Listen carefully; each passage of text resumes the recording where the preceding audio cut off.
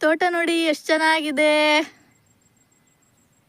ನೋಡಕ್ ಚೆನ್ನಾಗಿದೆ, ಅದರಿಂದ ಕಷ್ಟ ತುಂಬಾನೇ ಇದೆ. ಕೂತಿದ್ದಾರೆ ನೋಡಿ, ಈ ತೋಟ ಅಷ್ಟು ಸುಂದರವಾಗಿ ಕಾಣಕ್ ಇವ್ರೆ ಕಾರಣ.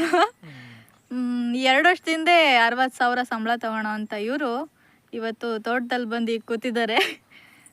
ಅಪ್ಪ ನಿಂಗೆ ಏನ್ ಅನಿಸ್ತಾ ಇದೆ ಈ ಥರ ಹಿಂಗೆ ಒಬ್ಬ ರೈತನಾಗಿರೋದಕ್ಕೆ ಎಷ್ಟು ಖುಷಿ ಪಡ್ತಿದ್ಯಪ್ಪ? ಚಿಕ್ಕ ವಯಸ್ಸಿಂದಲೂ ಖುಷಿನೇ. ರೈತ ಆಗಬೇಕು, ಒಳ್ಳೆ ಬೆಳೆ ಬೆಳಿಬೇಕು, ತೋಟ ಕಟ್ಟಬೇಕು, ಒಳ್ಳೊಳ್ಳೆ ತರಕಾರಿ ಬೆಳಿಬೇಕು, ಒಳ್ಳೊಳ್ಳೆ ಗಿಡಗಳು, ಹಣ್ಣಿನ ಗಿಡಗಳು ಎಲ್ಲ ಬೆಳಿಬೇಕು ಅಂತ ಭಾಳ ಆಸೆ.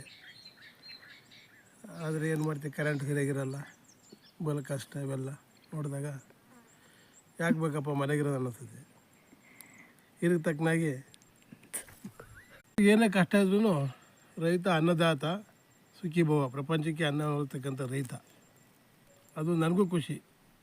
ನಾನು ಅದನ್ನ ಮಾಡಬೇಕು ಅಂತಲೇ ಬಂದಿರೋದು.